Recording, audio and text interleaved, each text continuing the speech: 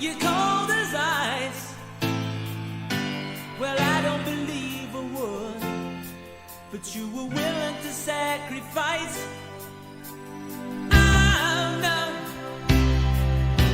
you're in the sniper's sights, and God only knows he strikes when there's no one out there to fight. In the white fire, White power! diamond dancing Santa Fe, such a love affair. I said, White power! white fire, rolling like a thunderbolt, crashing through the wall. Loved you, but you turned your back again. Ooh, how do you sleep at night when you were willing to put up a fight? So you're alive in every way. I don't care how long it takes, but if forever I'm gonna wait. You're my White power! white fire, diamond dancing Santa Fe, such a love affair. I said white fire, White power! rolling like a thunderbolt, crashing through the wall.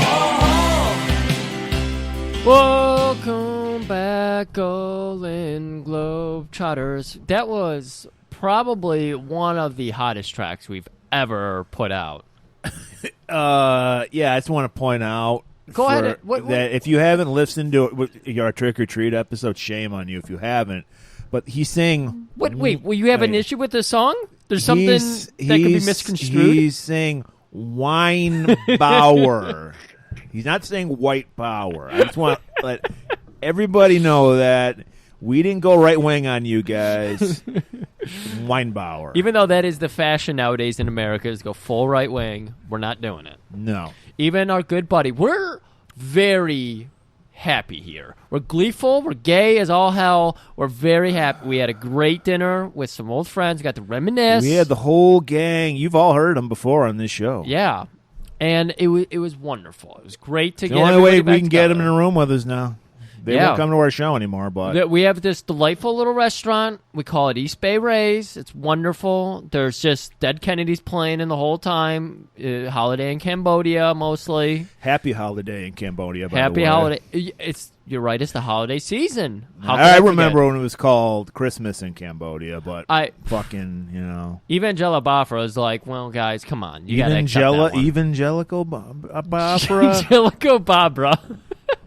Did I get that name completely wrong? I don't know what you said. All I know is, Murray, this is a great week. We're so excited. Let me tell It's a you. great song, by the way. I want to get back to the song because Oh. I hope you guys enjoy it because they really got their money worth in this movie from that song. This song is played at least 20 to 30 times.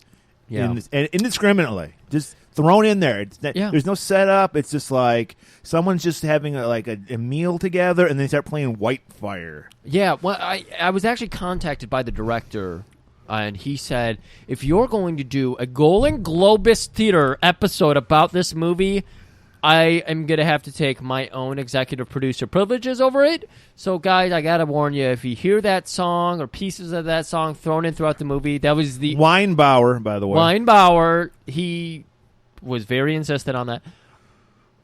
It's all him. It's not me. Was that the director's name, Weinbauer? That Yeah. makes sense that he would put his name It's in the Tyler song. Weinbauer. I also, did you notice that in the opening credits where they say, like, directed by, adapted, he didn't write it, he adapted it.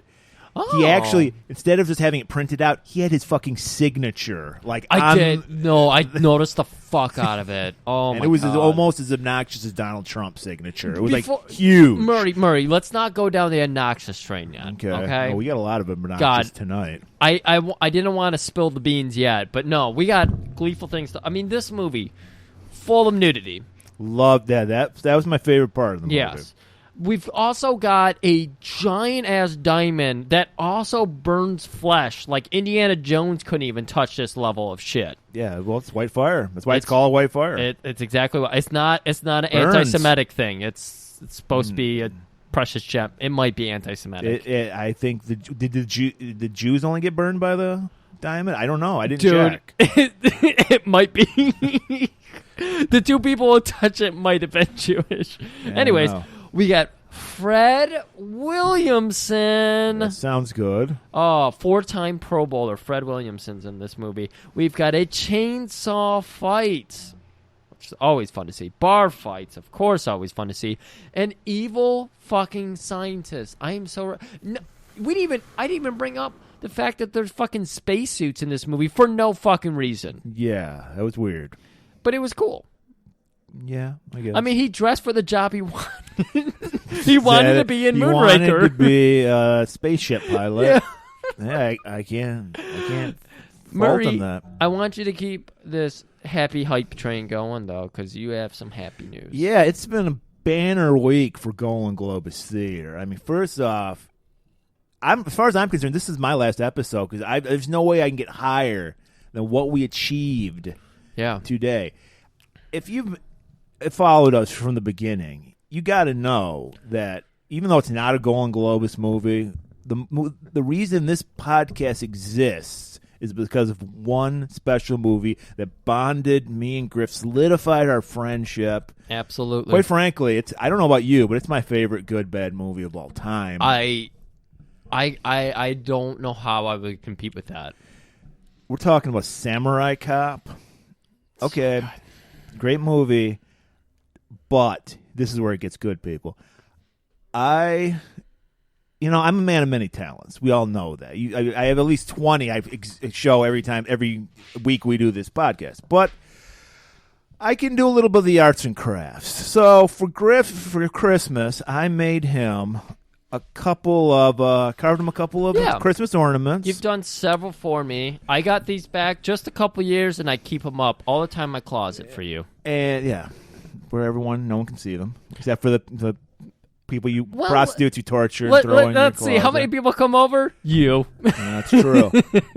I made one of course, the man himself, Samurai Cop Matt Hannon. Yes. And the second man, Robert Zadar, the villain, Yamashita. Golan-globus theater favorite. Robert and I got to toot my own horn. They're amazing. They are And so I had to let everybody know. And so I put it up, and I tagged Matt Hannon. Matt Hannon's too busy to, look for this shit. So I had to tag him. I wanted him to see them. I'm proud of them. Well, he's not so vain that he goes out and looks for all the tags on, No, he's not at all. Yeah.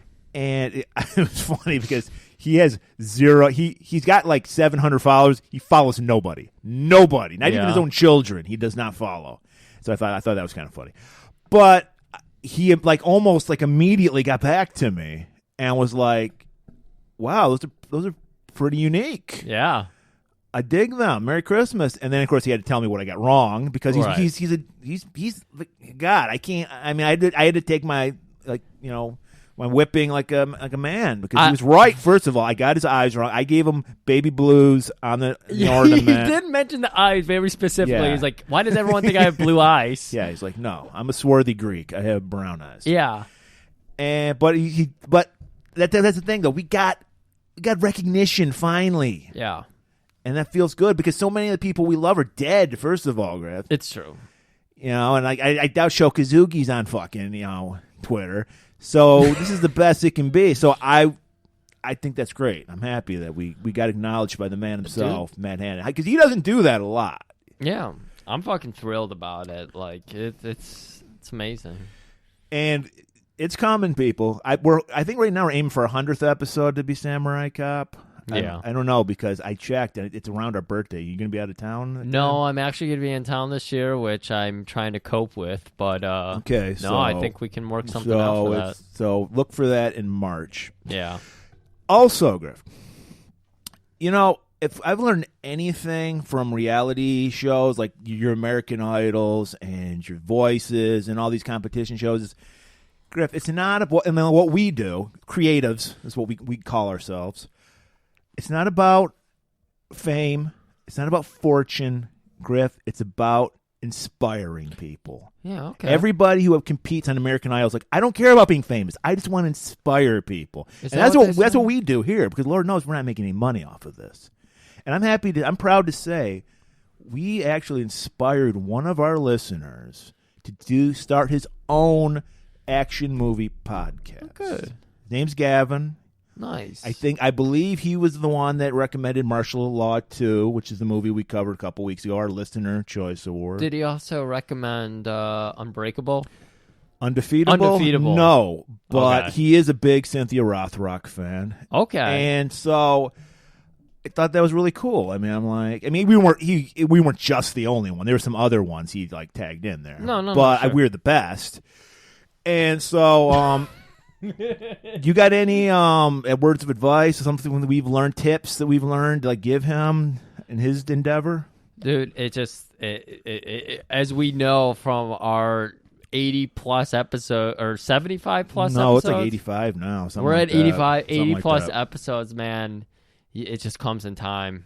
You just got to let it flow. You got to listen to it, Murray. You don't have to do that. Try to grow on it. But yeah, for the most part, just have fun. Make sure it me and Murray do not stress about this podcast. Yeah. We goof on it all the time. If I had to give you any advice, I would say, one, be consistent. Yeah. Like, you don't have to do it every week, but you want to do it at a set time. Everyone knows when to hear it. You don't want to just put it out a week and then 3 weeks put another one out. Yeah. 2, have fun. If you start stressing out on this, Yeah. just quit. If me and Murray ever sound like we're not having fun, that is us not enjoying a movie thoroughly. Yeah, if you're like, God, I don't want to do this, then don't. Just cut it out, because you're not like, for every red letter media, there's a million of us. Like, you're not gonna like, HBO's not gonna option your podcast and make it into a TV show. No. So just have a good time. I'm gonna give him a shout. I believe it's called Martial Arts Mania is his podcast. So check that out after you check out ours. Yeah. And I wish you well, Gavin, in your endeavor. I don't wish you too much success, because then you're gonna be competition and I'm gonna have to crush you. So I wish you a moderate level of success. Well, Murray, as we both know, we're undefeatable. We're like Swan said in the Warriors, we're the best.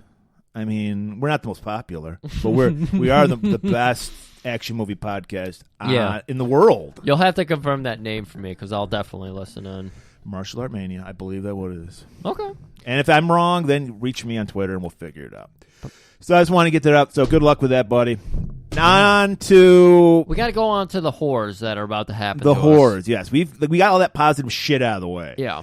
Let's get some fucking bullshit. And when I see bullshit, of course, I mean Robert Ginty. So Murray, you're getting the vibe from the people. Ginty is over or not? There's a couple holdouts. I don't know what's wrong with them. Okay. I think they're more of Exterminator fans. Okay. But we're gonna turn them into Ginty haters after this movie, because Can I build up how much bad shit's in this movie? Do we want to give it away? Well, we already gave it away last week. No, we toyed with it. We didn't get full out with it. All right, you just go do it. I'll do a couple. Okay. And you tell me when to stop. Okay. We got Ginty. I wish you could just stop talking about Ginty right now. Yeah, I know, right? But the show must go on. I've watched this movie 3 times in the last week, so we're doing it. We've got Ginty groping an unconscious woman, being caught, and then telling them, "Don't worry, it's just for fun." It's pretty terrible. Well, before Me Too, it's pretty terrible. We got him okay. hiring a prostitute on the docks. Okay. Checking out his own sister. She's nude, by the way. Yeah. Still not enough for you yet? No, you said Ginty. You got me. Well, I told you too to tell me much. when to stop. Well, so. you can stop right now. Stop right now. Because I'm getting angry right now. Yeah. All that positive vibes went out the window. 'Cause I'm They're just out the thinking window. about, and to make it worse, Ginty, like, he's awful enough as is. He looks like the human version of Droopy the dog, the cartoon character. Absolutely. And he's like, you know what'll make me even douchier? A Larry Bird mustache. Yeah. So he grows a mustache, and of course, if you've listened to every episode, you know how I feel about Larry Bird. I despise Larry Bird and the Boston Celtics. Again, we're from Detroit. Murray, especially from the Bad this Boys is era. the team of my youth, my favorite sports team He's of all a Pontiac time. boy, too. Yes, I remember going to the Pontiac Silverdome watching those games. So, yeah. And so, it just burns me up even more. So I'm getting visions of fucking Bird making that steal on Isaiah in Game 6. I'm fucking furious. Dude, that's the most I'm sorry. I don't mean to sidetrack this, but there is that wonderful documentary, 30 for 30, about the Bad Boys I Pistons. recently purchased it on DVD because I had to have it in my collection. Everything is great about it, but there's one thing we both would change. What is it? Oh, well, I don't know. What are you Kid doing? Rock narration. Oh, yes. I pushed that out of my... memory banks. The Kid Rock narration, kills me. I mean, I could have dealt with, Eminem, Jack White even, but... Kid Rock is just such a douchebag. It sucks, but at the same time, I still enjoy it because it's just a cool story. Even Griff's not even a basketball fan, but he enjoyed it. So I wouldn't recommend you check it. The 30 for 30 on the Bad Boys, check it out. I don't know why we got off on this. Dude, we got way off topic.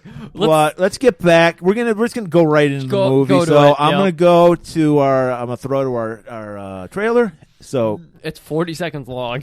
Well, then I'm going to make this 40 seconds long. You might not be getting a white Christmas this year, people, but one thing you're definitely going to get is some white fire.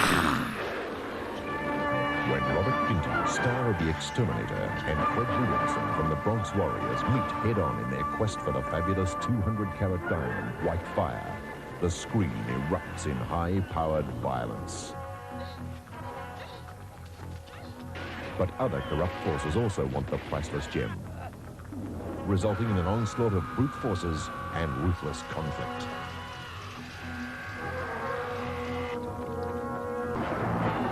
Suspense and action are interwoven into a web of blood-letting adventure. White Fire, a total screen detonation. All right, hot trailer, hot fire. Hot as fire. And let's get into the worst opening sequence. The coldest opening I've ever seen in my life. I swear they rubbed icy hot over the lens because it's blurry. This whole movie, Murray, is blurry as all fuck. Yeah, and I got on the laser disc. Even the laser disc is blurry. That's fuck. You see, the thing is, they filmed in the hot Istanbul summer. It's pronounced Istanbul. Is it? Well, according to our movie, because they spelled Istanbul with an M. So I believe they just rubbed sunscreen all over that lens. And I think it was peck jelly. Oh, it's peck jelly? It's used for it's like WD-40. You can use it for everything. And as we'll learn later on in the movie. So Murray, the first 8 minutes we get of this movie is just this horrible out of audio sync opening scene of children in slow motion. In very slow motion. Two children running away, and mother and a father, and a mother and father running away. I think they're trying to escape Parmistan. I think so. Because they don't want their kids to grow up and be forced to be in the game. In the Gymkhana games. Yeah. That's what you're talking about. Yeah. Oh, my God. I think because they're escaping from someone. I assume it's Parmistan. And you knew both those kids weren't going to do anything on the fucking pommel horse. No, so it's like, no. get them the fuck out of here. As we learn as they're adults, they're inept. I mean, Ingrid's kind of a badass. Ingrid's kind of all right, but... She's just got a low talent pool to work with. She's got something to work with. We'll talk about that later. Oh, God damn it. Hey, I'm not her brother. So they're like running. The father is run off, meet up with the Americans. Apparently, they made some deal with the Americans to get them out of. We're assuming Parmistan. Okay, because Parmistan was part of the Soviet Union in the 80s. I got to tell you, after the first time I watched this, like a month and a half ago, when you told me to watch it, now I skip through this part. Yeah, I don't blame you. It's terrible. Well, one part is great because Dad gets burned to a crisp with a flamethrower. That's right. He's like trying to start the car, but it's one of those Jeeps where it's like completely exposed, so it's like he's got no cover. Before that, he's total ninja mode. He's killing people left and right. Yeah. And then this guy's like, I got a flamethrower. What the fuck? And he just sets Dad on fire. Yeah, he's the white fire. He's the one, and he was wearing white. It's a white fire. It's a white fire.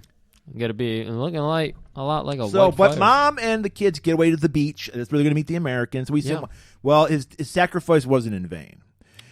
But was it? Because and you love it. Everyone's just like mildly jogging, like they're not even trying. They're running for their lives, and they're just kind of doing a little jog. Dude, they're in full like winter gear. They're not even breaking a sweat, despite the fact that they're supposed to be running themselves for the light. Yeah, well, maybe they are. And so is the guy following them. He has a gun. He can just shoot him, and he figures that out eventually. He's like, wait, I got a gun. Yeah.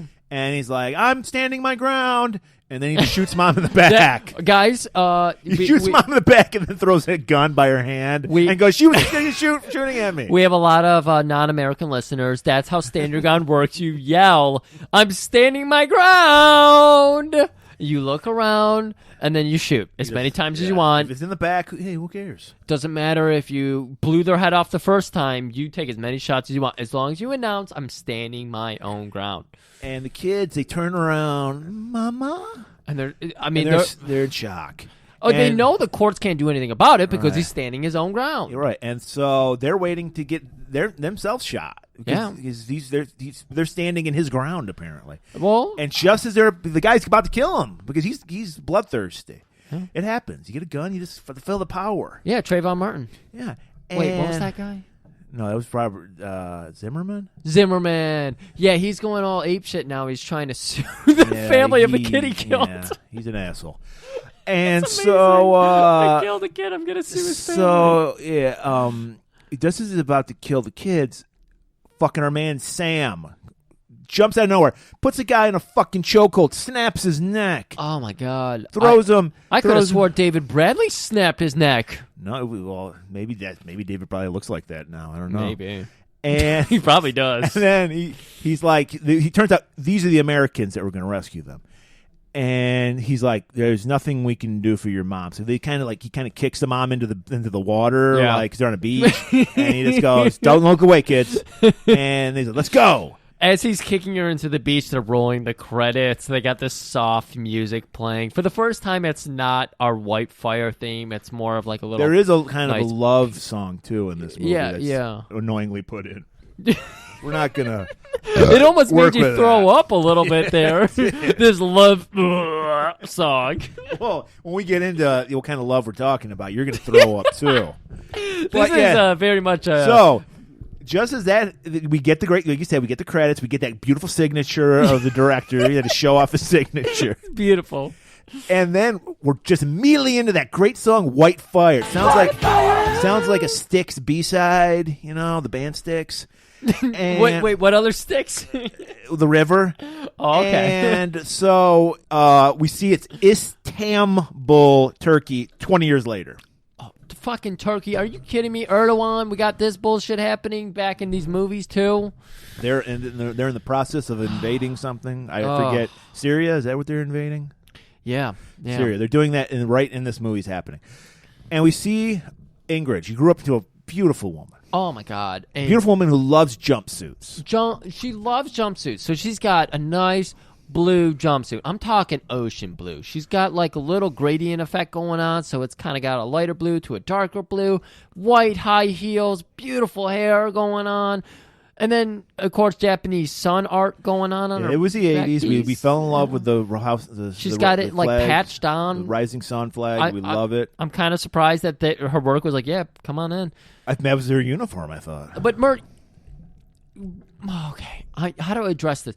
Based on the whole theory of like dress for the job you want, what job does she want? Well, I think everybody wants to be on Star Trek because she works at a diamond mine, but she's not a miner. She's like a file clerk or some shit. Secretary of the Minister. Secretary of the Ministry of the Interior. And so there's like this James Bond lair like underground. Yeah, it like I didn't know mining was so super serious. This is seriously diamonds. This is Dr. Evil level of like mining. Right. It looks like a bad sci-fi movie. Yeah. And it's like everything's like silver and shit, and the doors open like Star Trek doors. Doors, yeah. They've got tables that are translucent. They have like the black perimeters for like where you can walk on the floor and stuff. Right. And as Ingrid walks in, you see this man being ushered across by some strong-armed guards. And then Ingrid looks in. They have a little peek. No. First, he's put into like a Star Trek scanner. And it goes up and down his body. Is that okay? Yeah. And then they realize he's got something on him. It pings like a metal detector. Right. And then they grab him, they take him off to a room, and then Ingrid's just Ingrid, watching. she knows Yeah. that this is part of the job. See, she gets in there because it detects diamonds apparently. Again, this is like a peep window she has, though. Well, no, she gets scanned too. She gets scanned, so we learn that this is part of the job. Yeah. She walks in, she has to get Yeah. scanned too. Yeah, And then we see they take the guy out of the room, they put him in another room. okay, this is what I'm getting at. Yes. Because for some reason, this guy is going into enhanced interrogation room. And it's mostly just like It's a this. nice way of saying torture. Yes. Yes. Torture chamber. Well, that's what we call it, enhanced interrogation. But he's basically going to be tickled for a little while. And Ingrid watches that, and she's like, "Oh, it's so funny when they do this." I guess this is like to keep everybody on the straight and narrow. You got a little peephole. Maybe it's like two birds in one stone. Like, well, we can torture people, and we can make money off people who like to jerk off to this kind of stuff. So we'll put a little peephole in here. I was wondering what was going on. Maybe it with was that. a glory hole. I don't know. Because you don't see Ingrid's eyes behind that. You see somebody else, and you hear a very heavy breathing. Oh, yeah, tickle him good. I bet he's got diamonds in those pockets. And you're like, wait. Diamonds in pockets? Murray, what are we getting at here? This guy's a thief. What are you talking about? Well, it's a diamond mine. It's a diamond mine? And he shoved a diamond up his ass, apparently, and it got detected. And now they're pulling it out. Oh, my God. And they're beating the shit out of him. And so we learned that there's some high-tech security going on here. Because, guys, Ingrid's just not a worker. She's part of a heist, okay? Yeah. She has something worked out. She meets her boss, Olaf. I never knew what the guy's name was through the whole movie. Apparently it's Olaf. It's Olaf. He looks like Bill Medley from the Righteous Brothers, and he's wearing like a Star Trek bright red jumpsuit, and he's got like a little weightlifter's belt. Yeah, he's got a weightlifter. It's black with silver trim, yes. silver sparkly trim. He wants to be a superhero. Apparently, if you said dress for the job you want to have, exactly. That's a big point of this movie. Dress for the job you want to have. So he's got the weightlifter's belt, but then he's also that explains why Ginty only wears denim all the time. But then he's also got the gun holster He has with the same it looks like trim. a little cowboy. It looks like that guy. Who is that child molester guy that's running for office? That Oh had my the God, cowboy Roy hat? Moore? Yeah, Roy Moore. It's just like this little kid, like gun, like holster. This guy is Roy Moore. If you want to know about Southern politics, look at this guy and just be like, Americans try to elect this guy to be a senator. And he almost won. Yeah, That's how crazy our country's gotten, that a child molester, people are so scared of socialized medicine, they almost voted for child molester. Yes, even after the whole thing came out, yes. But anyway, we digress. And he's wearing some big moon boots, too. Oh, my God, those same black boots, silver trim. Right. Sparkly, wonderful. Takes her into his, he's like, Ingrid, can you come here in my office? Yeah. And then we learn that he's in on the heist, too. It's an inside job. That's what we learned here? Yes. So this is the plan. She gets scans. Obviously, she's innocent. So he's like, all right, I'm going to put the diamonds in your purse. You go out, conveniently leave your purse. And then, so she gets scanned again. Shit, man. I love that was her day's job. She comes in, gets scanned, talks to her boss for 2 minutes. That wasn't her day's job. She was going on lunch. Okay. She's going on a picnic lunch. But she just got there. She just got to work. She did just get there. She gets there. She talks to Olaf. Apparently he slipped. I didn't notice that he slipped diamonds into there. Yes, he's in on it. So what happens is he goes, hey, Ingrid, you left your purse. And after she gets scanned. Yes. So then he hands her the purse with diamonds in Holy it. fuck. Oh, my God. Because in between this time, or maybe it's before she meets with Olaf, she calls Bo. Hey, Bo. Hey, you, my brother. Bo. I could have figured out that they were brother and sister. Well, actually, no, I couldn't have. I needed them to tell me they were brother and sister. But Bo calls... Or Ingrid calls Bo to say, you're supposed to pick me up for lunch. Right. Then we get a cutaway to Bo, who is with Sam, who is our savior from the first scene. Yeah, and he saved them and he turned them into thieves. And I don't know why Sam can't go to America. I don't know why they're all in Turkey to begin with. We never learned why they can't get enough money to get out. It sounds like they want to go back to Parmistan. Like, I don't know why they escaped barely with their lives. Their parents died so they could escape, and they're like, we can make money so we can go back to that shithole country. Really? Maybe Ginty is so like cocky now because he's so cocky in this fucking movie. He's so fucking that he cocky. thinks he can win the game. That's probably it. He's like, I can win the game, Dude, that is exactly what's happening here. That is exactly. So, Bo is like, "Hey, Sam, did you pack me the lunch?" And he's got a nice picnic set up, some charcuterie board shit going on in there. You got some nice cheeses, some nice meats, a couple olives, a bottle of wine, and a pistol. Yeah. So 'cause he's in on it too. The heist is happening as we speak. So he's the wheelman. Yeah. Sam, I got it. Or Bo, I got it all here for you. And of course, be careful. And he's like, I'm not the one who has to be careful there.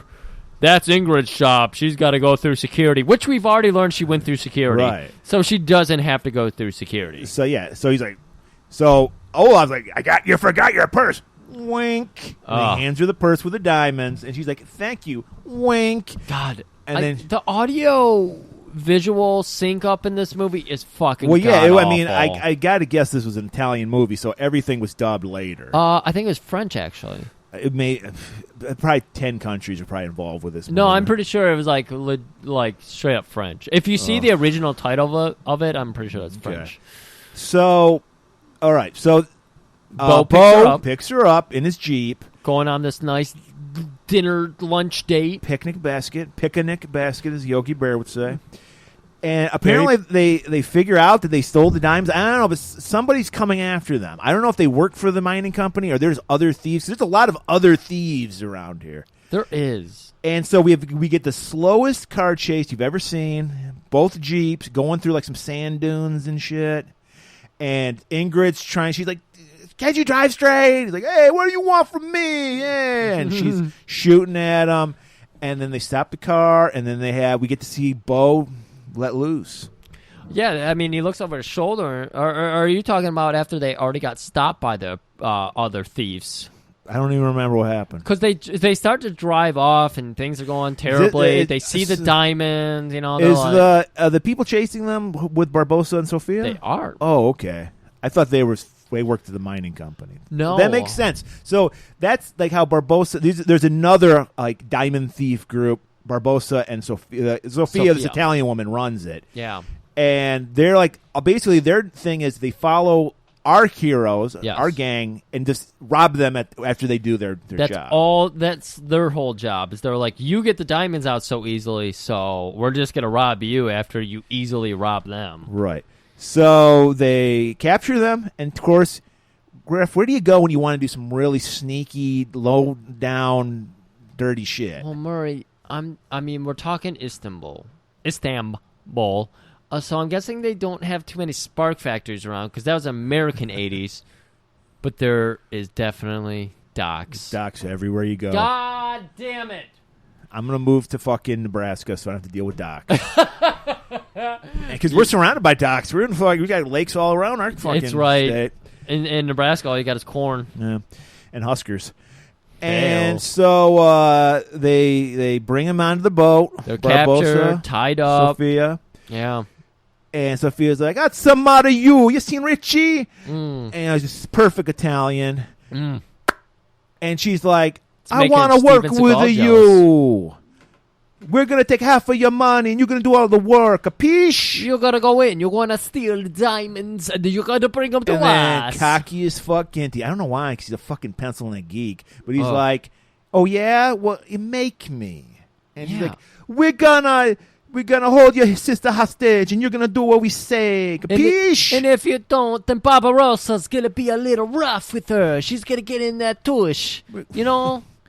She's gonna get up in that, that good stuff that you're looking at it a lot. He's like, "Yeah, don't I know it?" And that sets Ginty off. Because I want to point out, the cat's out of the bag. Incest is a big feature of this movie. It's a huge feature, and they don't hide it at all. There's nothing like we're reading into. It's in your fucking face. It is the whole time when they're like trying to like be strong together. Ginty is getting a strong grip on his sister, let's say. So these guys, they've they've been through everything, so they're like, okay, Yeah. we get you. We get the drift. They get split up. Yeah, they take Barbarossa takes Ingrid downstairs where he is unbuttoning her.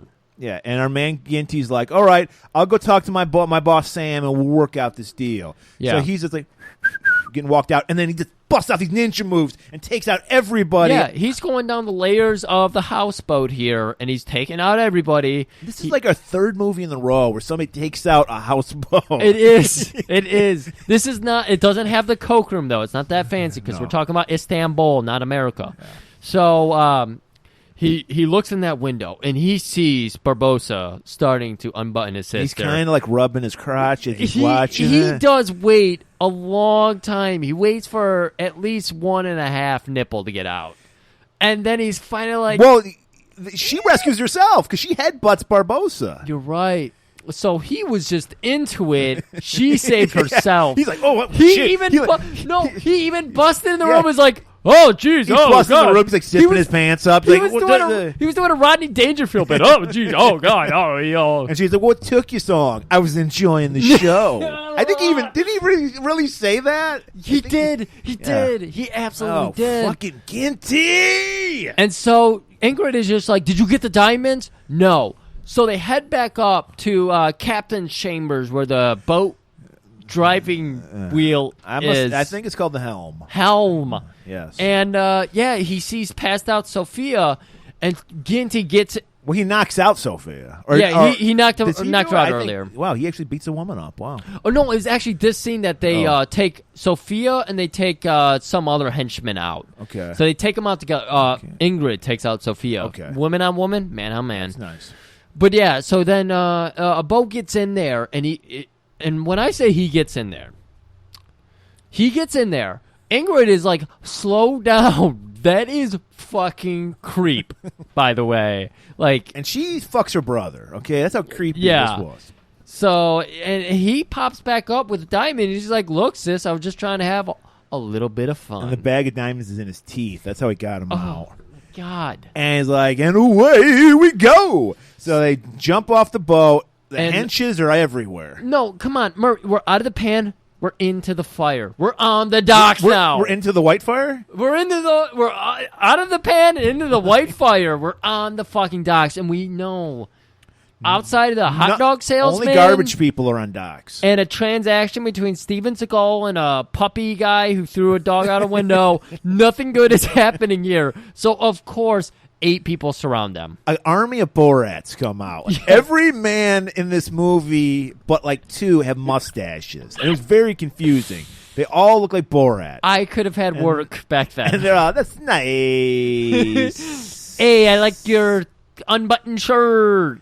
And so Ginty, this is a movie. It wouldn't happen in real life, but Ginty's just destroying this army of Borats. He's just left and right. Dude, like, guy comes out with him a knife. He elbows him, steals the knife, stabs him. Another guy shrieks in the distance. He throws the knife into his chest. I got a picture and sent it to Murray. He was very. I sent like 20 pictures to Murray today. He's not happy with me. Blitzkrieged me with Ginty, and it was I really nice. did. So I sent him this one picture of this guy who's dying, and you see the look on his face like, Robert Ginty killed me. Is this what my life's come to? How did this happen? And I think he actually pushed the knife in further so he would die. Yeah. He was so humiliated. And you hear Ginty finally call out to Ingrid, who's been fighting people with like a harpoon. She threw a harpoon through a man's chest. It was one of those, I think what they're used for is like the hook ropes. Yes, it's exactly that. Everyone has like those like big hooks you use to pick up crates and shit. Like that you'd see on a dock. Yeah. And one thing you would not see normally is a guy cutting firewood, because there's a man cutting firewood with a chainsaw on the docks. Oh my god! And Ginty, he's like, "Hey, use what you got." This is the first time I saw Ginty's hard-on go soft because he saw that chainsaw and he's like, "Oh boy, put that away." But he was still very excited because he needs some firepower. Some white power. White power. So he starts up that chainsaw, and a cutting he goes. You haven't seen this much slashing since fucking Texas Chainsaw Massacre 2, a very underrated episode.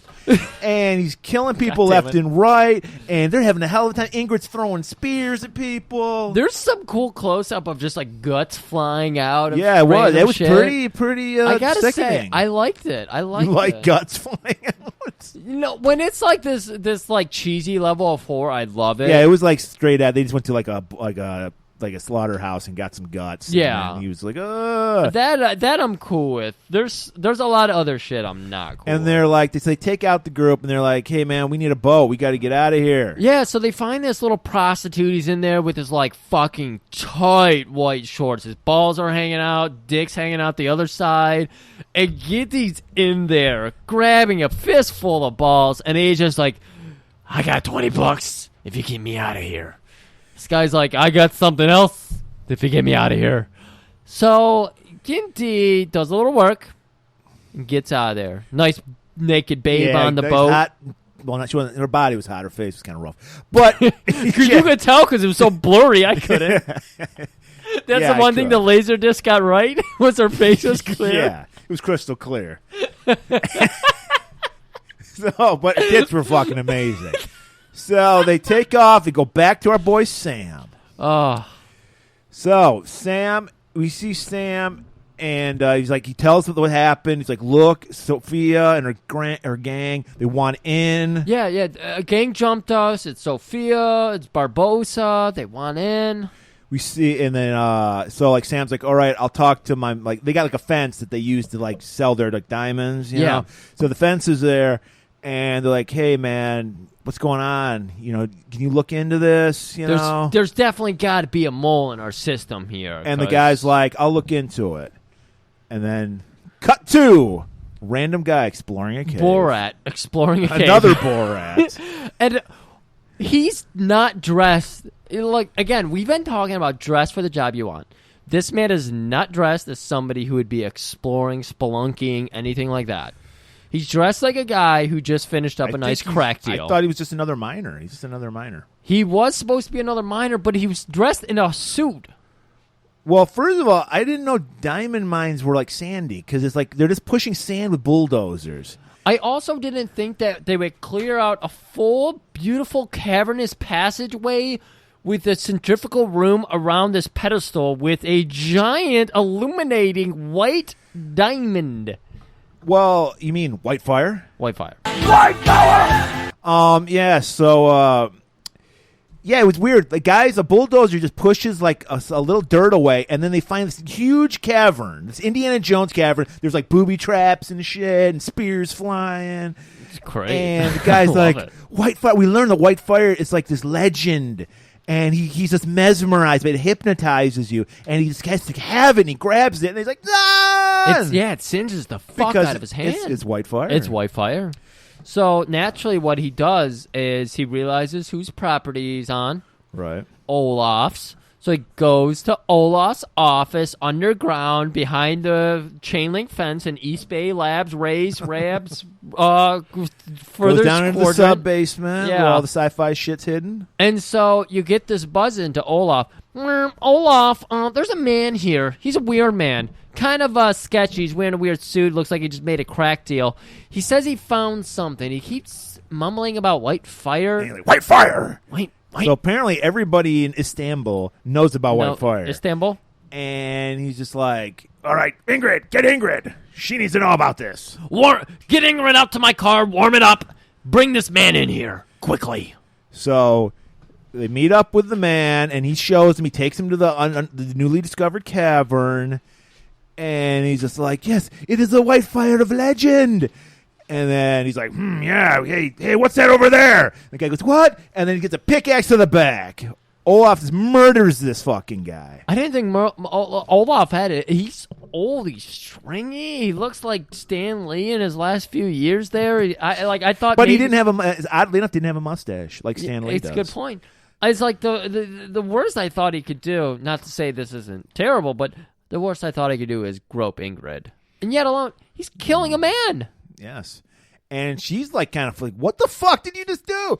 We can't let anybody know. Don't tell anybody. This is the white fire diamond. And he's like, we need call your man Sam. We're gonna have to do a heist and get rid of this thing. Or get rid of it. We're gonna steal it. And she's like, oh, we can do that. So we get a nice cut over to.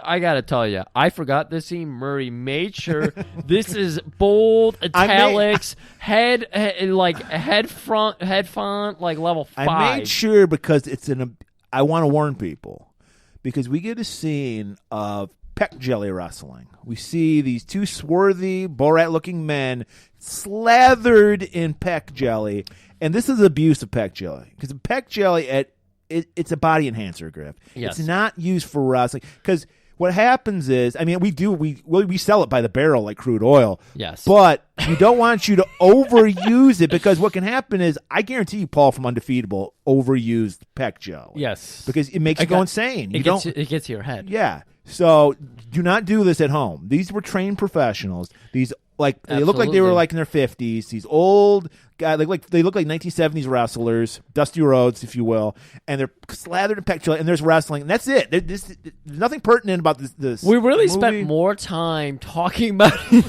shakers, but what's happening is Ingrid is just passing by. This is her hangout in Istanbul. All the payphones are at the peck jelly wrestling. Well, no, places. it's like a little cafe slash peck jelly wrestling arena. So she's going there to get herself a nice cup of coffee and watch some peck jelly wrestling. Get a biscotti. Yeah. Yeah. I've never seen anybody sell biscotti anywhere. I thought all coffee shops sold them. Doesn't Starbucks sell them? I've not even in America I've seen biscotti being sold. Like they'll have like little treats, but never biscotti have I seen. Well, maybe you don't. I might just be an idiot. Yeah, so it could be. And she gets on the phone because remember, this is before cell phones. She got to talk to the payphone. You actually have to remember phone numbers. Yes, and she did. And then, God, I just wanted to say how fucking annoyed I am with everything about Robert Ginty and his performance. Because he's totally like method acting. Because he's on a boat for some reason. He's like, "What? I can't hear you. What are you talking about? Like, why do you need to do this? Like, Can you hear the engine in the back? I'm on a boat." It's like we don't need this from the scene. All we need is, hey, they found white fire. Great, I'll talk to you later. Yeah, as if Bo would know. Yeah, but he's just going on. He's obviously ad-libbing and adding nothing to the scene, but annoying me. So I think they have like a beautiful little beach walk together. And yeah, they're because just she's like, dude, we can make shit ton of money off this. This is everything we ever wanted. We can get this. We can sell. No, they're not on the beach. They're walking up like a mountainside, a little like hilly area. There's a lot of beautiful scenery in this movie. There is.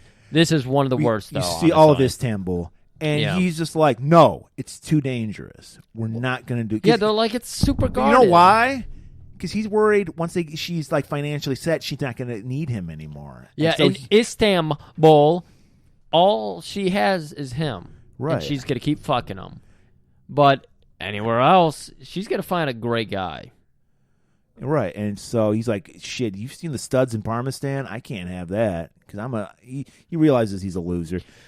So now that we know that she wants it, Bo's a little concerned about it, we get to some other people who really want that This is where fire. shit gets confusing. I don't know what Olaf's motivations are. He switches back and forth through the entire movie. So as of right now, he's working with Ingrid and Bo to get white fire. At the same time, he contacts Sophia and her crew. For real. Because who told them about the diamonds before?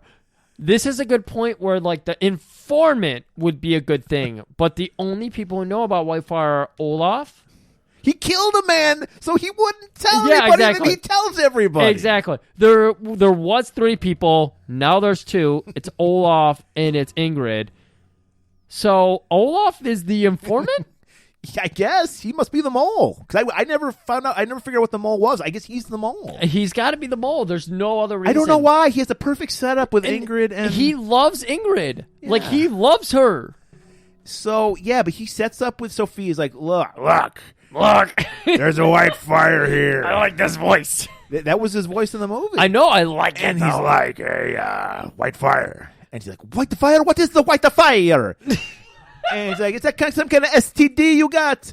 And he's like, no. I mean, I did get that in Vietnam, but this is a diamond. It's the biggest diamond in the world. It's 2 million carats. And she's like, that's a lot of carats. And she's like, well, let's work together. Well, first you got to kill Ingrid. Who else knows about this? Ingrid. Kill the bitch. 2 other people know. 2 people know about it. Me and Ingrid. You got to kill that bitch. Kill the American. So, cut to, this is my favorite part of the movie. If you've seen it, it's everyone's favorite part. We get Ingrid skinny dip. Because after a hot day of heisting, you got to cool off with some skinny dipping. And she's doing whatever. It's a little weird because it's like her family's pool in her family's backyard. Dude, this is like Europe, well, I guess Turkey's kind of Asia and Europe kind of mixed. They're like more sophisticated than we are. They're not like uptight like we are. So the whole family's outside barbecuing some lamb, watching her do some laps in the pool naked. And they're loving it. But, dinner's done, so they're heading up to the house. Yeah, so Sam and his wife and Bo and Dusty the boxer dog. They're up there. Of course, fucking goddamn Bo has to put his 2 cents in everything. This shit tastes good. Needs a little more salt. Yeah. And then he's like, get the fuck out of here with that salt shit. And then as soon as Bo leaves, he tastes it. It really does need some salt. The glee on Sam's face. I just want to say, Sam looks like the skipper from Gilligan's Island. He does. You know what? I love his outrage and then he's like Skipper's like, dup, dup, dup, dup, Gilligan, get out of here.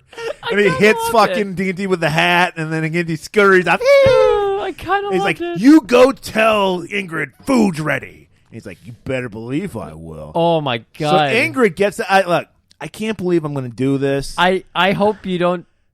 I can't believe I'm going to. I'm not defend incest, but defend Ginty. Fucking Ingrid's body's fucking killer. She's got a fucking banging body. Okay, yeah. And so she's like, and they're showing it off for all to see because first she takes, they got a little shower thing, get the chlorine off. So she's taking a shower. Yes. And then she puts on the towel, drops it, puts the towel back on. Well, she doesn't even have a towel. She's just showering without it. We see her do like a 360. Ginty's standing Does there. some deep knee bends. Oh, my God. Ginty is standing there. He's relaxing all of his fear. He's bending his knees perfectly. Rubbing He's his got crotch a again. very erect penis. And Straight method. We also want to point out, for some reason, we don't know why, there's a lot of this nonsensical zooms in on Ginty's face. Like, it just zooms in. And you just see the look of ecstasy on his face, He's looking so at. into I mean, the it. body's killer, but still, it's his sister. If you're going straight method, you probably shouldn't be this into your sister. Right. And this is where I think he totally ad-libbed and just went off script because he's just like, your body's beautiful. No. No man can deserve a body like that. Hey. And she's like, "Oh, cut it out. Hand me that towel." And he goes to hand it, and then whips it out of her hand. And she's like, you notice she's totally, and we're getting full frontal here, guys. She's totally just covering her tits, like you can see everything from the waist down. Dude, she wasn't even covering both of them. She was covering one, and she had the other on her hip. It was like, what is this? So they're both into it. They're both sickos. They're so into it. It's like, dinner's hot. You're hotter. And then he's just like staring at her, and then he's like, just kidding, and then hands her a towel. Finally. This is a theory I came up with right before the show. I think Skipper, Sam, upstairs, and his wife, I'm using hair quotations, that's his sister. And I think they grew up in this creepy kind of world where it was okay for sisters, because I know incest is frowned upon up on Parmesan. You get thrown into the village of the crazies if you do incest in Parmesan. Yes. Okay. So I think they encouraged it, and it got out of hand. So, I mean, they went into this family when they were maybe 6 and 7. And they were raised to believe that incest was cool. Right. So the two of them started... They're in like the Ozarks of Istanbul. No. They're hill folk. I want to say in the circumstances, I kind of get it. At the same time, they're too well educated. They're fucking creeps. No, they're creepy. I'm not making it. Yeah, I know. I'm saying, I kind of get what you're going at here, but no, they're creeps. They're too smart. They're diamond thieves, for fuck's sakes. They're grifting people left and right. They're grifting people, all right. That's right. And so she's like, you know what? I'm going to go back in and swim some more. I'm gonna come right up as soon as I got to get my 30 laps in. I only did 15. Yeah, as soon as Bo gets up the stairs, she rips that towel back off. We stare at her naked, beautiful body again, and then she jumps right back into the pool. Does a couple more laps. But So Bo goes back up there. Beautiful meal that Sam made, and he just slathers ketchup on everything. What is it with the ketchup? Even Sam was just like, "Oh, the ketchup with the kids nowadays. They come in here with the 1% and the 2% of the ketchup." It's a nice Bernie Sanders That impression was. there. He doesn't want people drowning his food. Do you remember that cartoon from a kid? Don't drown your food. No, I don't. I must have been my era, but yeah, there was like they would do these like on Saturday mornings these little PSAs. And it'd be like one was don't. I'm like, who gives a fuck? As long as the kids are eating vegetables, who cares if they put cheese on it or some shit? They're eating vegetables still. Yeah, but that was the whole gist of it. He was saying don't drown your food. I used to meet people who would say like the vegetables are a vehicle for the good thing, and it's like, I mean, you're getting the good thing in there. Yeah, just put some sugar on top of that broccoli and then eat it. Like right now, I'm in a phase where I eat very, very little meat because for all my life I ate meat and cheese. Yeah, you're like balancing it out. So now I'm trying to go the other way. All right. And so while that's going on, we hear the grumbling. I mean, dude, fuck, if I lived next to these people, I'd be checking Ingrid out, skinny dipping too.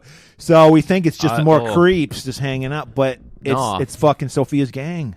Oh my god! So she gets out, she hears some shit, puts the towel on, drops it, puts it back up, drops it again. She drops it 9 times. He's not even kidding. Butterfingers. That's why Bo handles the diamonds, because she's just dropping shit all over. Oh, I thought that's why there was all the Butterfinger wrappers in the pool. Yeah. Okay. It's a good product placement. Yeah. That's what I'm saying. And so she's going up the steps, getting her meal. Dusty, the boxer, like he hears something. He's like, "Is she naked out there?" So he goes out. Even Dusty, even the dog's into it. Dog's creeping out. God damn it, Istanbul!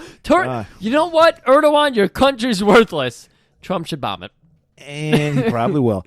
And so Dusty's like, "I gotta get in on that shit rough." He fucking runs out that door, and everyone's like, "Oh my god, where's Dusty going?" And while that's happening, Ingrid's getting accosted by Sophia's gang, and they're all groping her and shit. And she's holding her own. She's like kicking. She's got a. This is the only time she had kept the towel on when she's in the middle of a fist fight. You're exactly right. The only time the towel stayed up, covering all of our parts, was when she's like fighting. Kicking and chopping. And guy whips out a gun. Sophia's, "That's the matter you? I don't want her dead." As soon as she says that, a guy whips out a blow dart, hits hits Ingrid dead smack in the forehead with a fucking poisonous dart, kills her. She just collapses. And she's like, "What's the matter you? I wanted her alive." He's like, "I heard you wrong." So they leave. They take off.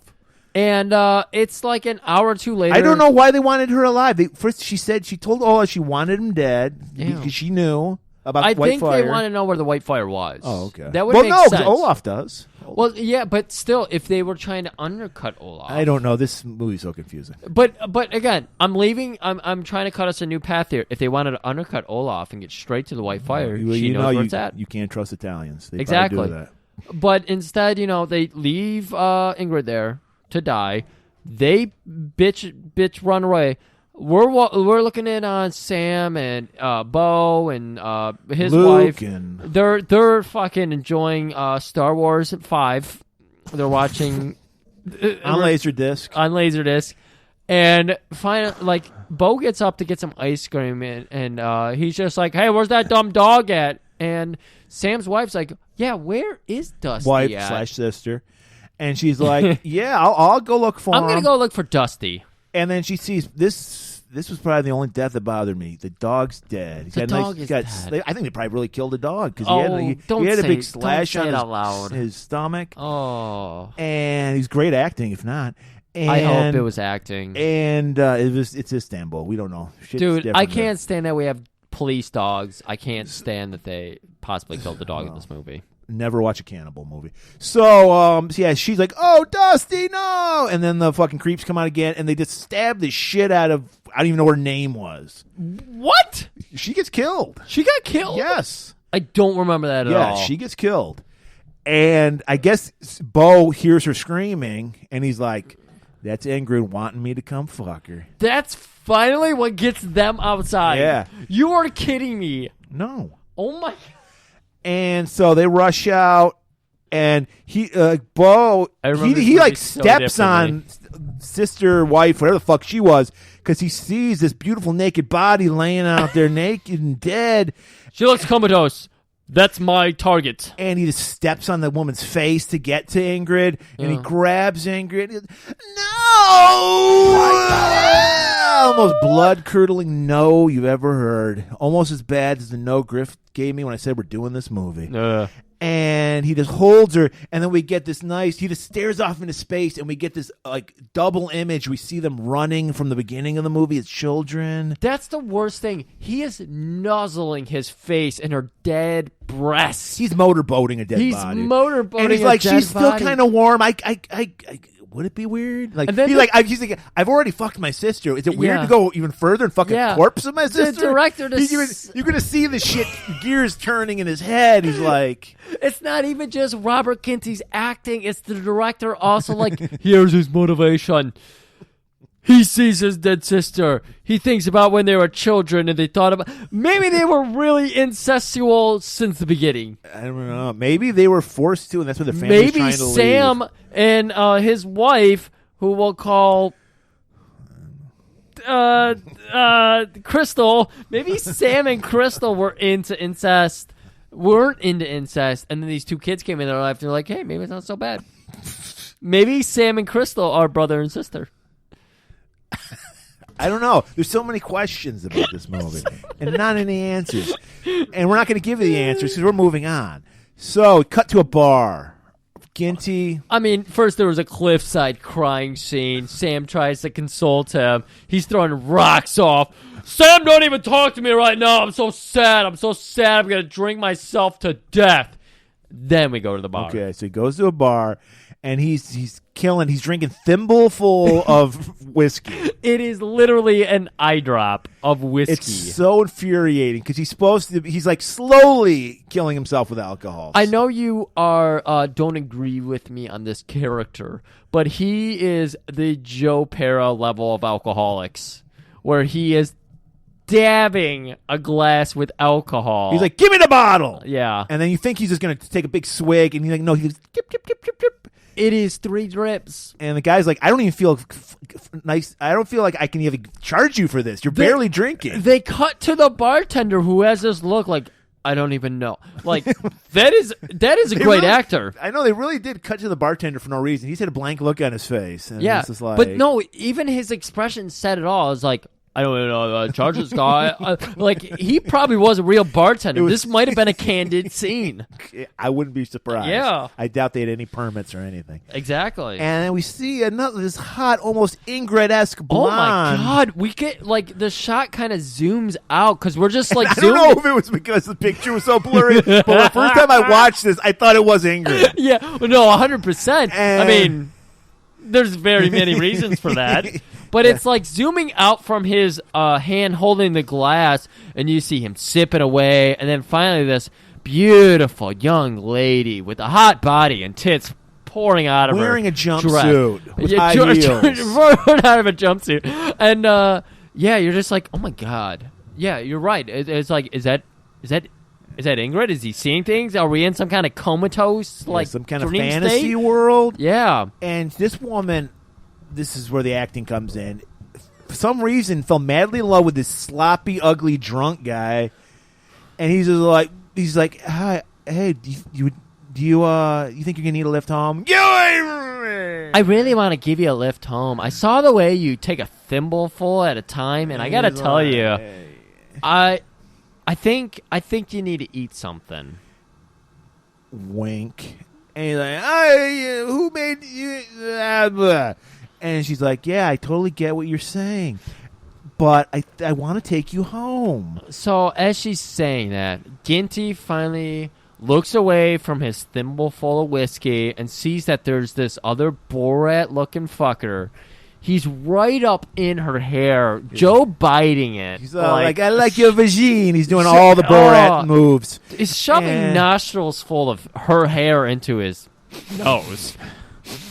And she's like, ew, creep, and fucking our man Bo is ready. Joe Bo is ready. He's like, back off! And he's like, yeah, fuck, are you American? And then he's like, oh, yeah, I killed a guy with a chainsaw the other day. I can take you on. Pushes the guy. Bar fight just breaks out, man. We get the banjo music ding, ding, ding, ding, ding, playing in the background. I didn't even think that was an Istanbul thing. Yeah, it's everywhere. Whenever there's a bar fight, banjo music starts love it. playing. And a little bit of white fire. White power! And so all hell breaks loose. She grabs fucking Bo, takes him to her car, takes him home to Sam. I don't know. He mumbled something about the address, because I remember they actually put that in there. Because you're like, how the fuck did she know? She's like, Yeah. He mumbled, this address, because Sam's there. He's like, oh, he does this all the time when his sister's dead. So we've been kind of alluding to the fact this movie is a creep factory. Yeah. Murray, we're about to step it into fucking hyperdrive. Well, Bo is still, he's just coming to. Sam's like, hey, did you notice that she... Yeah, did you mention that they're back at the home? They're back at Sam's place. Back at Sam's place. Bo's being treated in bed. What's her name? Olga. That's too close to Olaf. Olga It is, but that's Olga's what it got is. a nice bowl. She's like dabbing water on his face, and Sam comes into the room and he's like, He's like us. He's like us. He takes a double take, and he's like, Yeah. Ingrid, I mean, who are you? Yeah, and then it's like, bitch, take a walk, go make us some Well, he's tea. like, go get some aspirin. Yeah. And then he's immediately, gears are turning. He's fucking entranced by the white fire. Everybody, once you hear about white fire, you got to have it. You So gotta he's have just that like, fire. I know Ingrid's dead, but we could still do this heist. She looks almost exactly like Ingrid. And he's like, oh, no, we're not going to do it. I love Ingrid. Ingrid comes back, or Olga. He goes, hey, how'd you like to make 50 grand? And she's like, whose dick do I got to suck first? I wish you were making that up. No, he did say that. I wish you were making he's that up. like, no, I'm impotent, and he's a whiskey dick. But we could use you on a diamond heist. And she's like, I'm in. I just met you guys, and I'm ready to do some fucking major larceny here. Well, dude, that's the state of Istanbul. Lawless. Anything go. Like, they're stealing diamonds to get out of the country. She's sucking dick to get out of the country.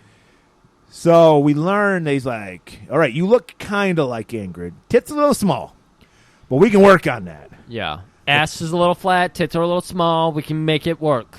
But first, we need some training. Yeah. So we're gonna do it. We get a nice, by nice I mean God irritating damn it. God training damn it. montage. It's beyond irritating. We're not talking about a child here. We're talking about a grown woman. Well, I'm assuming she doesn't know how to drive manual. You're going a little too far. Are Because we? this is the first scene where you get that fucking goddamn Robert Ginty in like a jean vest, some kind of weird shirt tucked into white trousers, and then a pink thing. A pink scarf on his neck. Yeah. And I gotta imagine that Martin Cove, John Steele from Steel Justice, kind of there's no way he'd ever watch this movie, but maybe he was flicking through the channels one day. He saw the scene, just that scene, and he's like, I can make that look work. And we get the great scene from Steel Justice where he's shirtless with a fucking pink sweater tied around his neck. Very appropriately. He looked fucking amazing. Ginty looks like a fucking piece of shit. It doesn't help that, again, like I explained earlier, every scene in this movie, they wiped some kind, peck jelly, whatever moisture they rubbed over this lens to make this scene look horrible. Because I have a picture of it. I'll probably post it. It looks fucking god-awful. It looks like some kind of Bigfoot-type picture because it's blurry as fuck. Fucking Ginty looks like Bigfoot. And, yeah, he's teaching her Russian first. For some reason, they never use Russian at all in this movie. But just in case, because Ingrid was fluent in Russian, because apparently Russia and Parmesan border each other, so they know Russian. Well, it's Istanbul for sure. Yeah. And no, I'm just saying where they came from. So, I mean, I know what you mean. So she's like, he expects her to learn Russian in like a day. Yeah. And she's like, I fucking can't do it. You know? She tries to confide in him. She's telling him, like, I have all these dreams about you and Ingrid, and I gotta tell you, it's like, I see her as this shiny beacon of a Mother Teresa, Princess Diana character in the clouds. Yeah, she's all frustrated. She's like, I'm not a fucking saint like the great Ingrid. And he just slaps the taste out of her mouth. Dude, it is intense. Like, they use so many sound effects for punches. They clean shot this slap. I'm glad you brought that up. I love the old Shaw Brother Kung Fu movie sound effects they use. Yeah. They're like the most obnoxious They fucking... are. And yes, it's like... This slap. It had like an echo on it. And they showed it from 3 different angles. And he's like, don't you ever say you're hotter than my sister. My sister's the hottest woman in the world. I would bang her every day of the week. But you, never. With your flat ass and your barely tits, I would have surgery done on you in a heartbeat. And she, terrible. Thankfully, she sees the error of her ways, and she's like, you know what? I apologize. You're right. I'm a piece of shit. I'm willing to get fucking plastic surgery to make myself look like your sister for 50 fucking grand. That's it. You're going to have a diamond that's 2 million carats. I'm only going to take 50 grand of that. I don't even get an equal cut. And you're right. I'm a piece of shit. I deserve that. Smack me again. And he does. And then they just walk off. So we get the next day when they're on a boat riding to fucking Epstein Island because it's a island of women. Oh, we get the training montage. We want to put that in. So she learns how to drive a car. Oh, you get the training montage? Yes, we do. Okay. Oh, yeah, you're right. And of course, when you have any... I can't believe she did this as an ugly woman, too. Yeah. That's even more impressive. Well, yeah. You know, she got to do something to earn her keep. So I didn't know women with flat asses could do By things the like way, this. she never drives a car at all in this movie either. She never talks Russian. I don't think she even shoots a gun. Does she shoot a gun? She probably does. Nope. And so, but we see her shooting Coca-Cola bottles with a gun. He's teaching her all the tricks of the trade of the diamond heisting world. And of course, you're going to immediately fall in love with Ginty. I mean, if you're being paid to act, you are, because he's fucking horrible. It's as nauseous as a Super Bowl ad. About We get a falling in little love. like meet cute shit where she's like got some scuba flippers on. She's walking like a oh my penguin. god! Don't even bring that up. I hate that scene so much. It was really annoying. It's fucking nauseating. training montage. We usually love our montages here. We could do without this montage. Okay, can we go to her getting surgery now? Yes. To selling out her soul for $50,000 and the love of Robert Ginty. That's even worse. It's absolutely what it is. This is not a quid pro quo because he did not explicitly say, "I will not love you if you don't get facial surgery to look like my sister."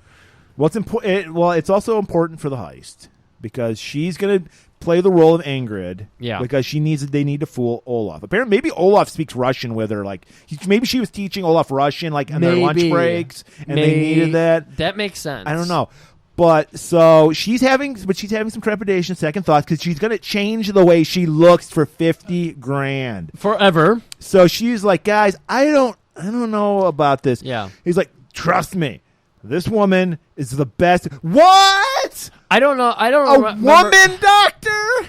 She actually says that. We're not making that one up. She's like, a woman doctor is going to work on me? I mean, Sam is just like, Bo, can you slap some sense into this woman? So, Bo gives her a fresh one, and she's like, you're right. A woman doctor is not a thing to be afraid of. And so they arrive. You said Epstein Island. I say Lesbo Island because there's no men on this island. This is the same. This is the island Wonder Woman grew up on because it's like some mystical Greek island. I still think it's Epstein. And Island. why? What does it have to do with Epstein? There's no men on the island. Anything. It's the opposite of Epstein because no men are allowed. What are you talking about? Epstein's number one person right now that everyone's investigating is a woman. So what? He had a woman as a no concierge. men are allowed on this island. But he had a woman. He had a woman concierge. What does that have to do with anything? What do you mean? What is that? As a woman was helping chaperone a woman into a sex circle. This island was not about that. This island was a safe haven for women. Was it? They were getting facial surgery. So what? No one was forcing them to. What? Who was forcing? There was a very clear-cut quid pro quo. We're going to the Senate with this one, buddy. I'm taking this to Mitch McConnell. So we stopped. This is Amazon Island where Wonder Woman grew up. And if you watch Laserdisc and you stop it at the 1 hour, 10 minute, and 53 seconds, you can see Gal Gadot, the Wonder Woman, in the background. Oh, so. Wow. It's like this. It's this. She not only is this woman a great plastic. She uses magic of the gods to do her plastic surgery. It's true. I mean, Olga. She has an army of just beautiful women in togas. It's beautiful. It really is a wonderful shot. Olga even flips a coin into the wishing well and says, like, I hope I have great facial surgery. And it looked exactly like Ingrid, and that Bo fucks me like he fucks Ingrid. And so they take her to this room, and there's like it's like a Star Trek kind of glowing kind of table. Put her on there, and then we just cut away. We assume she's getting her plastic surgery. While that's going on, what's happening in the back? Oh, this is where, at this point, me and Griff are about to turn we're an hour into the movie. We're about to turn it off. We're like, we are Gintied out. This is too much. This is the brilliance of this director. He probably thought the same thing. No, for sure. sure. So he's just like, how can I bring people back? Fred Williamson. Fred fucking Williamson. Somebody get me Fred Williamson's agent. Fred Williamson finally shows up in a thankless role. I still don't know what the real purpose of his role was. He's playing a character named Noah. So they're going back to a set we've seen earlier. This is the bar that Bo was picked up in. Yeah. And Noah's there to get some information because he's heard about some kind of American who wants to get out of here. Well, he's looking for Olga. Was it Olga? Yes. Olga betrayed him somehow. They don't say why. And we also learned he's partners with Olaf. I didn't pick this up till like later, but yes, it's very confusing because I didn't know who Olaf was until I saw Griff's notes. I was like, that guy's name was Olaf? He is working with Olaf. They do something shady. I don't know what it is, but Olga fucked them over. And Olga actually mentions it when they were on the boat ride to Lesbo Island. It didn't make sense to me, but she said Olaf. So I think she was like married to him or some weird thing was going on. Anyway, you don't need to know this because it has nothing to do with the plot. But we know he's looking for Olga. And I think they tell him, yeah, we saw him with that American guy. Huh. And he's like, interesting.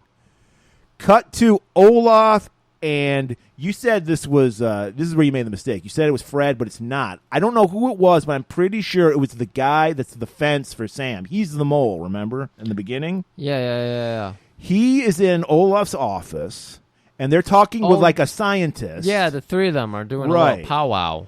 And they're talking about the legend of Whitefire, and we learn that the Whitefire diamond is, and this is just some bullshit pseudoscience they made up for the movie, that if some kind of like minerals are at certain levels in the Earth's like fucking crust or whatever, you're getting into some geometry I don't give a fuck about. Well, no, we have to explain this because of the radiation.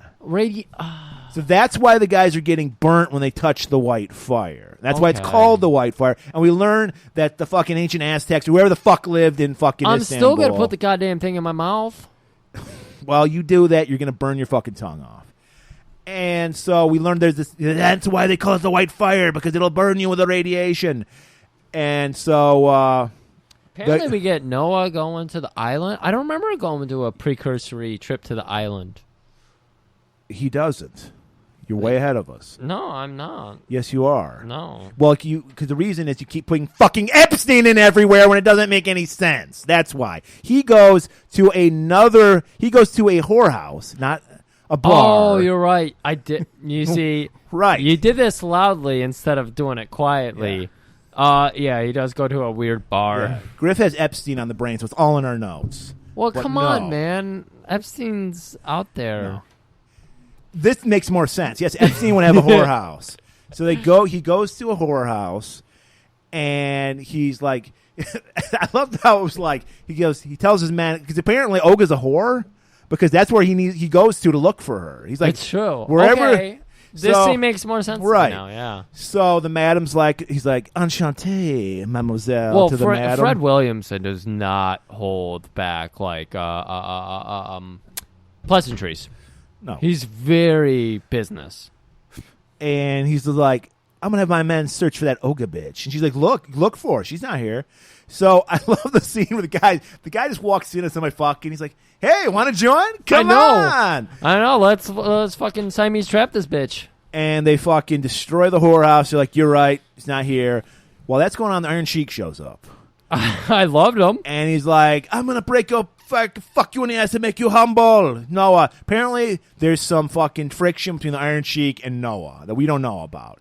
And Noah's like, "Oh, Iron Sheik, my friend, how are you?" Pulls out his cigar, lights it up, and then he does this fucking sweet ass move. He like tosses like the cigar at the guy. The guy goes, "Ah!" And then he grabs the gun, puts the gun to fucking Iron Sheik's neck. Perfect distraction. And he's like, "We're out of here." So they just take off. So we cut to...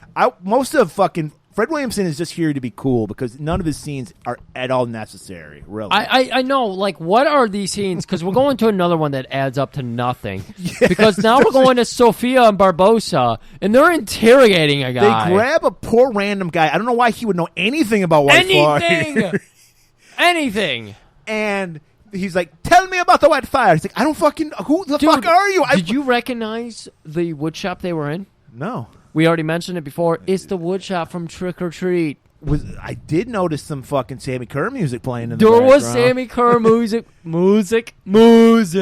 playing in the background. Yeah, so they got this poor guy. He's right up there with the table saw. Yeah, he's just slicing some fucking salami with it, and he's like, "Hey, man, I work at a deli. What do you want? What do you want from me?" And but I know what it is. It's because you know how confused we are that everyone looked like Borat. They were confused. They thought he was somebody else. And so basically, they just put his dick in a jigsaw and slice his dick off. I love that one. How happy that one guy was when blood was hitting his face. He's like grinning like ear to ear. Ear to ear. And as that we zoom in closer and closer and closer, that man just grinning with the blood splattering his face, and the little bits of it's like fucking a blood money shot all on his face. And the little bits of like bologna or whatever meat was hitting his face. We cut to Olaf just like grinning in a cave, which was equally as creepy because it's like, what is Olaf doing? He's got White Fire fever. So he's hiding in the cave. Wait, are you saying White Fire or White Power? White Fire. Why I said Weinbauer fever. And it's like, also the guy the fence that works for Sam, the mole, he's got a little like radiation detector, and he's like looking for White Fire too because he got a hard on from it here in that story. Yeah, and he finds it, and then he goes, "You're not gonna have the White Fire. It belongs to me." And he grabs the guy by the back of the head and smashes his face into the White Fire. He's killed another guy with White Fire, and the guy he's got White Fire fever, and the guy's face just gets incinerated like down to a skull. Guys, I know we've been wondering what's happened to Bo's lover, Ingrid. Excuse me, Olga. Well, guess what? She is coming home. So we don't have to confuse the name anymore. Yeah, she is Ingrid now. She is Ingrid. Yeah. And while that's going on, Olaf meets with Sophia again. Like, I don't, like, why? But so, he's gonna do the move. I guess he heard that Ingrid's dead. Yeah. So he's like, we're doing it with Sophia. Yeah. So you're right. Sophia, Olgrid, coming back. She immediately meets with Bo, caresses him, grabs that dick. It's like, I am in love. Am I good enough for you yet? Oh. He looks away. Maybe. I don't know. Yeah, he can't decide. He's so into it. He's like, but you're not related to me. It's weird. I feel like that's really what was happening is he was writing about it or something. He was just like, she's not really my sister, but goddamn, I love getting up in that. So they just kiss, right? We just assume they fuck. Well, she tries to kiss him. He turns. She gets some cheek. What cheek? No, Murray, face cheek. Okay. Oh God. So then we get another like time filler scene. I don't know why this is in here. Fred Williamson. We just got an innocent guy's dick cut off by a jigsaw. Fred Williamson is at he's at where White Fire is hidden. Yeah, why? He just grabs a random guy that's just doing his job. He lassos him off of like a bulldozer. Yeah. Does some kung fu shit on him, fucks this guy up. Hangs him over a cliff, like has him hanging by a belt. And the guy starts spilling some beans. I think it was about Bo or something. Yeah, he was like, the Americans. I don't like. He's like, what is this White Fire? And he's like, I don't know the Americans. He's blaming it on Americans. Bo, they're on a boat for some reason. Well, they're just cruising. This is what you do in Istanbul. Is you just cruise on your boat. And you have Sam drive you. They're getting ready for a party that they're going to have. They're going to throw a welcome back Ingrid party. Yeah, there was a scene earlier when Ingrogla, I forget what we're calling Olgrid came home and they were like walking in the desert and they're like, we're gonna have a party where we're gonna invite all of Ingrid's friends, and so they're heading to that party. Thieves of Istanbul basically are going to be there. Yeah, really. Why is Ingrid involved with so many shady people? That's fucked up. Maybe they're just trying to say everyone in Turkey is a little shady. Yes. But not to make Bo seem like a very classy character, he is undressing his sister on the fucking edge of the boat. Yeah, they're outside. Sam masturbating on the inside of the boat. He is eating popcorn and masturbating at the I same wish time. you were kidding about this.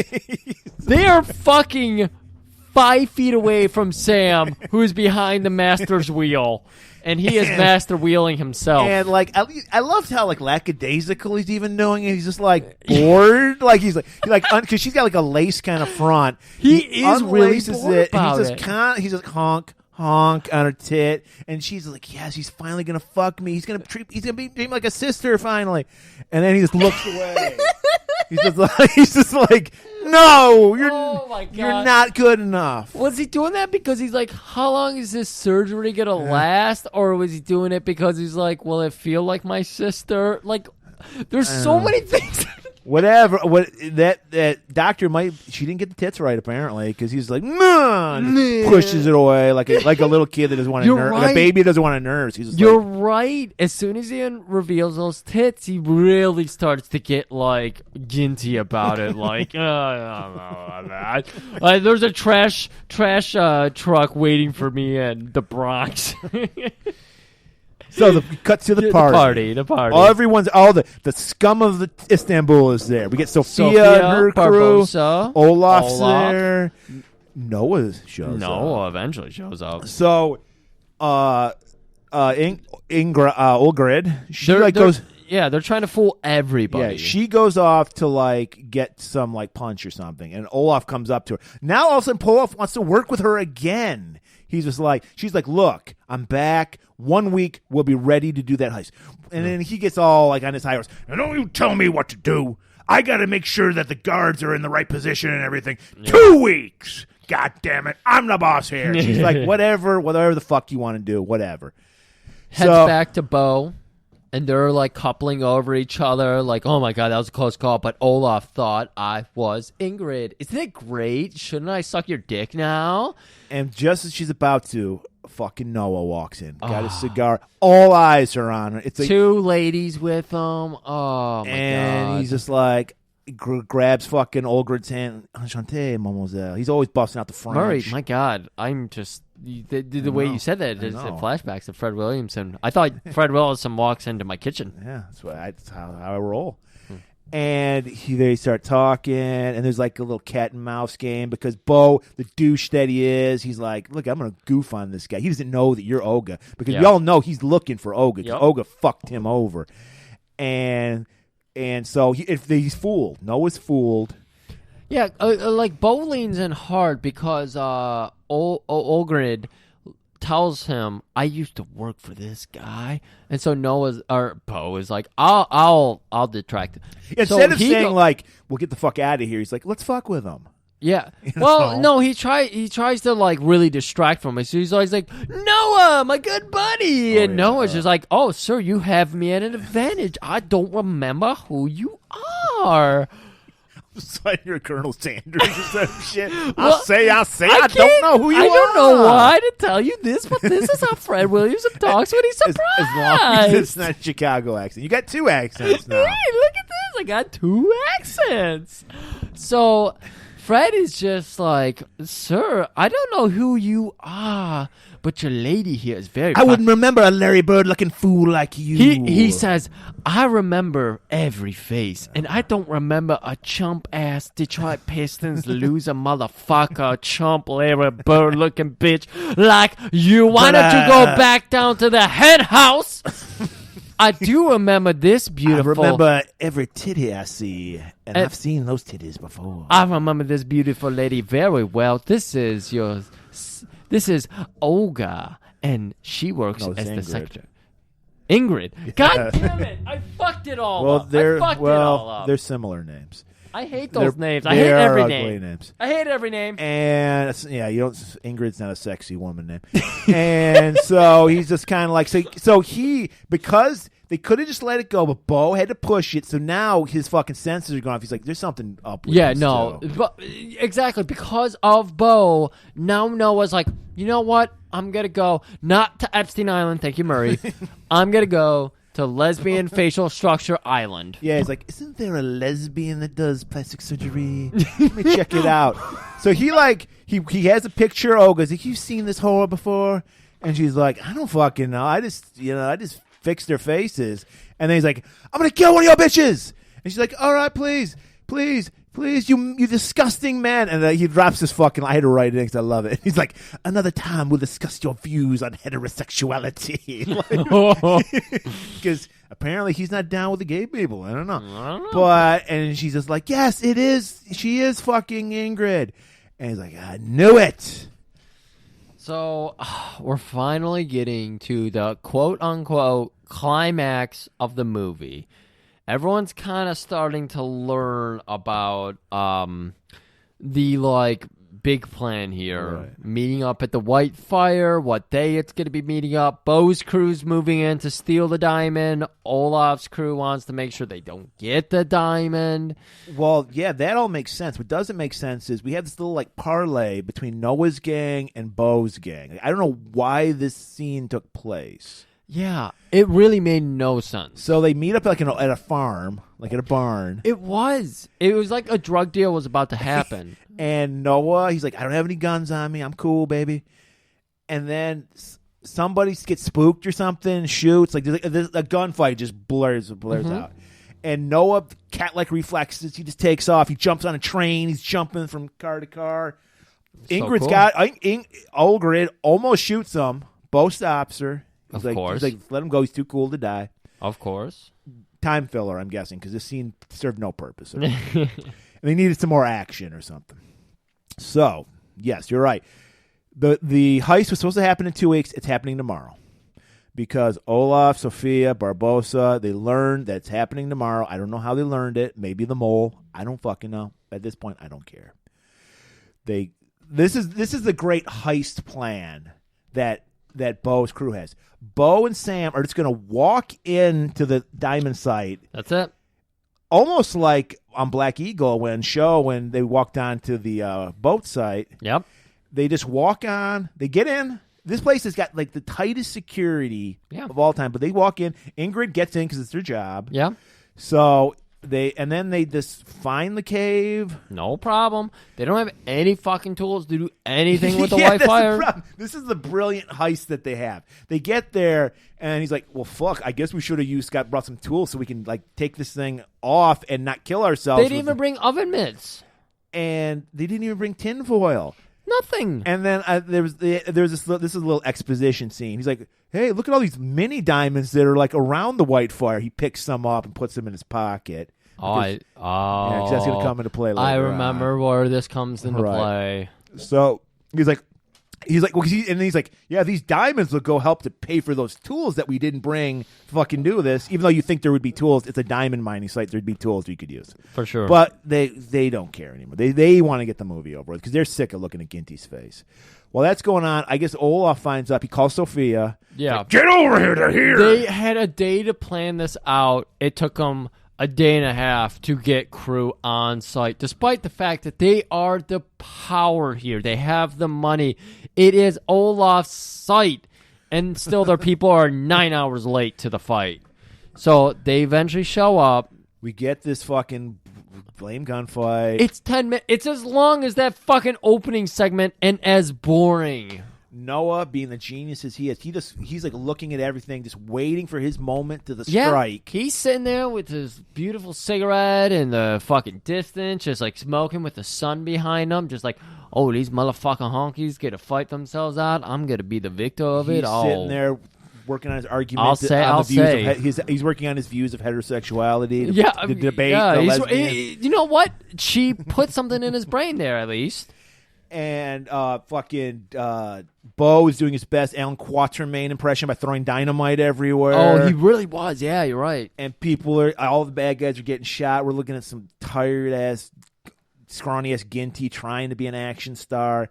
And then the white diamond, Whitefire explodes? I don't even remember this. It just explodes. I didn't finish I don't know this if it movie. was I don't remember him throwing dynamite. I think it just explodes. So... Actually, that's what happened in New Zealand, people. That's what there was a There was actually not a volcano. That was a mountain at one time. There's a white fire in it. There was a white fire in there. Blew it up. You know, part of the reason I went there last year, well, not last year, Looking earlier, for white fire? You heard about the legend? Earlier this year is that, you know, my buddy still pissed at me because I was like, we're going to go here. I hear there's white fire. We're going to go here. There's white fire. We didn't find any white fire. You didn't look good enough. We found a couple Nazis. We didn't find any white fire. Okay, well, the story for another day. Yeah. So yeah, white fire explodes. Nobody gets to the white fire. All the bad guys are dead. We're done. Sam, Bo, Ingrid, they're on Easy Street. They still have those diamonds that they stole. Yes, because there was diamonds everywhere. Yeah. It was like Fruit Loops and a fucking box of Fruit Loops. And apparently these are the kind of diamonds they can retire on too. Yeah. All the diamonds they've stolen before, no. I don't can get barely this. get I don't by. get this at all. But I will say this is better than that movie Blood Diamond. I never saw it. Well, it's better. I'll tell you. Don't Okay. see it because you saw this and you hated this, so you'll hate that even more. Well, was there a chick with a little super tight body that was naked? No, there is no chick. Then I don't want to see a Blood Diamond. And so, just as they're about to escape, Noah shows up, man. Fucking Noah. And he's like, hey, white people. I know it's you, Olga, you bitch. You don't fucking fuck with Noah. And he's like, I'm taking that bitch with me. That bitch is going to earn all the money or whatever she did to me back. Yeah. And he's like, come on, man. Here, how about this? I'll give you some of these diamonds I found. And you can let me have Olgrid. And he's like, well, that bitch ain't worth this much, so yeah, you can have her. I'll take these diamonds. Oh, he gets it. And he's like, the one thing, you guys to get you lost your fucking Istanbul privileges. You need to get the fuck out of here. Yeah, Fred Williamson runs Istanbul, apparently. Well, fuck yeah. Did Olaf die? Maybe he does now, because I thought he had a... Yeah, I think Olaf died. Yeah, I lost interest by this time. Sure. So he lets him go, and then, like, all right, we did it. Sam's been with these guys for 20 years. He's like, you know what? Fuck it. I'm just going to go this direction. You guys take off. I don't want to ruin your, walking off into the sunset moment. Yeah. I'm just going to fend for myself because I'm sick of watching you guys fuck. It's disgusting. Well, he realized they're going to go to Parmesan where they don't have any health insurance, and here he has health insurance, and he's got a heart problem, so. Wow, even Istanbul has health insurance. Yeah. Yeah, it's nice. It's nice to have that. It's nice to have that. It'd be nice to live in a first world country where we could have that. Yeah, America likes to pretend to be the best country in the world, but it's like we don't even have things like that. Well, so we don't deserve it. Yeah. So, speaking of things we don't deserve, bootstraps and all. Griff, there's a Star Wars movie I think coming out next. No, I couldn't tell you next week. I don't. Well, we got something better. I saw Star Wars 5. Whenever that date was on my fridge. That's good to know. And what's also good to know, Griff, is that I can't go anywhere without hearing somebody telling me how much they want to fuck a baby Yoda. I don't know what's going on here. And I'm old-fashioned. I like to fuck women, human women. I thought you were going to say adult Yodas. Don't feel bad. No, hey, Baby Yoda's 50 according to that movie, so it's okay. It's legit. Oh, okay. You can fuck a Baby Yoda legally, but not morally. So I ain't into fucking Baby Yodas. I'd rather fuck a human woman. I think he's the last of his race, too, so I don't think you have to run into an incest problem like Robert Ginty. That's good to know. So who I'd like to fuck is star of their next movie, the sexy, sassy Caroline Munro in Star Crash. Oh, fuck. Dude, I watched this movie last week. No, like Monday. Wow. One of the many Star Wars ripoffs that came out in the late 70s, but better. Because did fucking Star Wars have Marjo Gortner in it? Yeah, the Marjo Gortner. Cobra from our last movie. Yeah. Did Star Wars have the David fucking Hasselhoff in it? No. I didn't realize Hasselhoff. Hasselhoff, he's the little prince. I'm getting mumbly mouth because he's of the how prince handsome that they're he trying was. to rescue. It's got a Dune feel with the Star Wars mix to it. Because Hasselhoff, beautiful in this movie. So beautiful. I'm glad his dad slapped him because he would have been a tyrant. I know. That was exactly what I was thinking when I was jerking off to him. I was just like, my God, I'm so glad someone slapped you. I can see that handprint my on your face. advice is fuck this Star Wars shit, whatever. I don't even know what it's called. Listen to this episode. Watch Star Crash. Listen to this episode. Oh, man. You're going to love Eli, the robot. He's so wonderful. Fucking Joe Spinell, the sleazy fucking lawyer from Vigilante, is the villain in this movie. Oh, my God, he is. You're It's right. a star-studded movie. It's so good. And, like, every planet that Star Wars tried to bring up, they did better in this movie. They did better. Robots, they did better. They were sleazy. They were Western. They were sexy. They were great. So save your money and listen to this podcast for free and get some Star Crash in your life. So, Griff, it's fucking cold as fuck, and I need to keep my shit warm with some white fire. Fire!